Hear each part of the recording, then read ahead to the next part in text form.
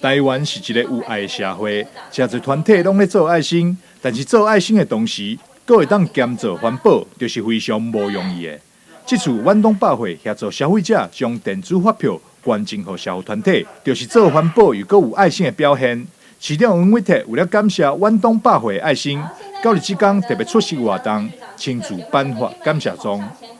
来，请看前方。开发票是守法的表现。第二个，开电子发票是守法又环保的表现。第三个，将电子发票捐赠给这个社福团体是守法这个环保又有爱心的表现。所以呢，很谢谢远东百货在每笔交易的时候都会询问消费者是不是要捐这个电子发票捐给社福团体。如果答案是肯定的，他们就可以把这个电子发票直接借着载具来捐赠给这个社福团体，这样是一个非常好的哈。那我想这个谢谢远东百货，我们谢谢远东百货，也谢谢所有社会福利团体为社会所付出的贡献、做出的贡献跟付出的心力。台南大碗肉店长徐胜斌嘛真欢喜这次甲市府合作，共同关心绿色以及环保的机会。那我们希望借由市府单位来把我们一些需要、一些关怀的一些资源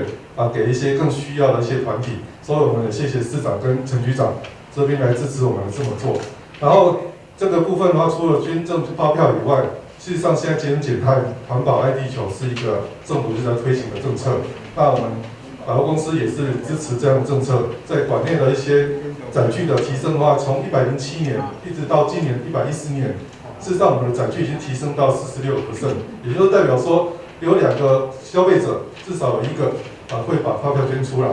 台南市政府甲台南大碗肉合作的爱心捐赠云端发票活动，这次受赠的团体为台南市脚印社区关怀协会、爱心码490101，以及台南市幼城心智关怀协会爱心码17818。黄伟哲呼吁市民朋友踊跃支持，捐赠云端发票，做伙来做爱心，共同打造幸福的台南。台南新闻张硕伟采访报道。